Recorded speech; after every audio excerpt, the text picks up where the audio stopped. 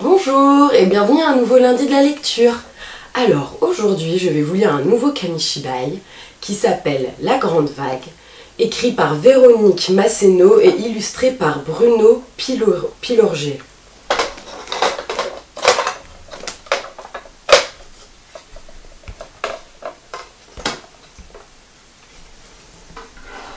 Alors,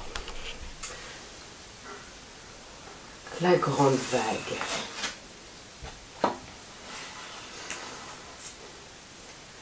Aki et Taro n'avaient pas d'enfants.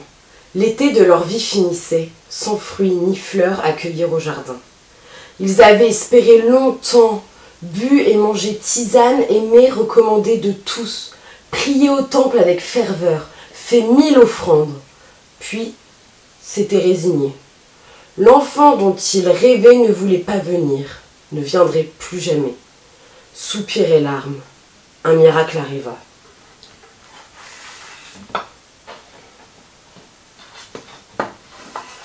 C'était un jour d'hiver et de grand vent.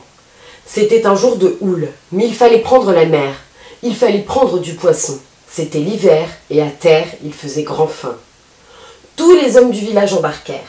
3 longues barques quittèrent le rivage. Elles avançaient ensemble sur la mer agitée.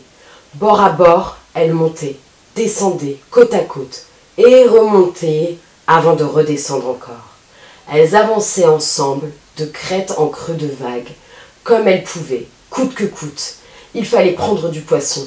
Les hommes guettaient le moment, le bon. Soudain, tandis qu'ils s'apprêtaient à jeter leur filet, une vague immense se dressa devant eux. Plus qu'un mur d'eau, plus qu'une forteresse de mer, il leur sembla voir une créature géante, gueule béante, ourlée d'écume, prête à les avaler, tous, pêcheurs, barques et filets, tout cru. Souffle coupé de peur, les hommes s'agrippèrent au bateau, serrant les dents, courbant le dos, certains d'entre eux fermaient les yeux. Lorsqu'ils les ouvrirent de nouveau, la grande vague était passée, sans fracas ni dommage, et la mer se calmait. Dans le silence soulagé des hommes, un petit cri têtu monta, bientôt couvert par celui de Taro. « Regardez là, ce paquet tout mouillé. C'est un enfant, un nouveau-né, vivant. La vague l'a déposé dans notre barque. » L'homme se pencha, le cœur battant plus fort que tous les tambours du monde, et prit le bébé dans ses bras. Le cri cessa. Sourire et rire. L'enfant rêvé, tant espéré, si longtemps attendu, était enfin venu.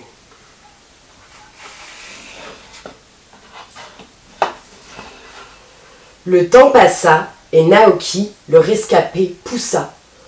Comme si, comme ça, malgré le beau riz blanc et malgré son grand appétit, l'enfant restait petit, tout petit. Son 7e printemps s'annonça et sans qu'il ait pris un demi-pouce. Restera-t-il toujours ainsi? Aki se faisait du souci. Comment fera-t-il pour pêcher? Taro chaque jour y pensait. Pourtant, tous deux connaissent la patience. L'enfant qu'il chérissait ne voulait pas grandir? Soupir, soupir. Peut-être suffisait-il d'attendre. Une petite vie dans leurs 2 bras, c'était si beau déjà. Naoki, lui aussi, attendait. Ses camarades poussaient, eux, et plus vite que le bambou.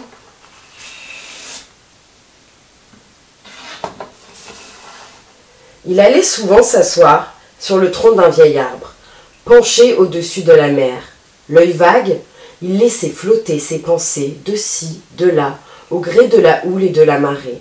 Alors, comme une armée de 100, de 1000, de 100 000 pêcheurs, celle-ci lançait à l'eau leur filet de questions. Pourquoi ne suis-je pas comme tous les autres enfants? Pourquoi ne suis-je pas venue, moi aussi, du ventre rond de ma maman? Qui donc, femme ou flot de mystère, m'a donné de vivre sur terre? Qui dois-je nommer père et mère? Qui dois-je aimer vraiment? Or, un jour qu'il était ainsi perché sur son arbre, il aperçut juste au-dessous de lui un beau poisson d'argent, brillant de toutes ses écailles, qui frétillait comme pour attirer son attention. Naoki se pencha un peu. Le poisson lui souriait. Naoki se pencha beaucoup. Le poisson l'appelait. Naoki se penche encore et lâcha prise, et bascula et tomba dans la mer. Dès que l'enfant fut sous l'eau claire, le poisson lui parut plus gros. Il avait des moustaches et sa voix, grave, portait loin. « Bonjour mon petit, viens avec moi. Je sais qui peut répondre à tes questions. » Naoki le suivit comme s'il avait, lui aussi, des nageoires.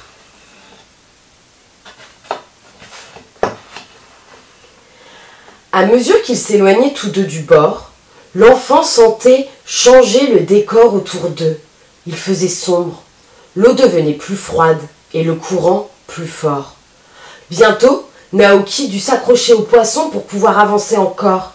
« Je croyais que sous l'eau tout était calme et beau, chuchota-t-il pour lui-même, que l'on pouvait cueillir le corail en bouquet, jouer à cache-cache dans les anémones, faire la ronde avec les étoiles de mer et trouver des trésors. » Son guide, silencieux, s'enfonça de plus belle dans la nuit sous-marine. Soudain, alors que sa monture s'élançait dans un tourbillon, Naoki fut pris de panique. De toutes ses forces, il tira sur les nageoires du poisson, l'obligeant à se cabrer, à ralentir et s'arrêter. « Où m'emmènes-tu? Je n'ai plus envie de te suivre. J'ai froid, j'ai peur. Je me sens loin de tout ici. S'il te plaît, fais demi-tour et ramène-moi. Mes parents me cherchent peut-être. Je veux les retrouver. Vite !» À ces mots, le poisson d'argent frétilla. Ses écailles lançaient des éclairs de joie. Son échine hérissée se mit à onduler. Son corps agrandit et grandit encore. Puis, de belles pattes lui poussèrent, aux serres d'or bien acérées. « Accroche-toi » rugit-il, devenu dragon. Et d'un seul coup de queue, jaillissant de la mer, passant au-dessus du volcan, le monstre déposa l'enfant très délicatement sur son rivage aimé. « Adieu, mon grand » lâcha-t-il dans un jet de vapeur. « Va, tu n'as plus besoin de moi. » Naoki ne répondit pas. Sitôt atterri sur la plage, il se mit à courir, comme un fou, vers sa maison. Lorsqu'il se retourna, le dragon s'en était allé. Rien ne trahissait son passage, sans fracas ni dommage, et la mer était calme.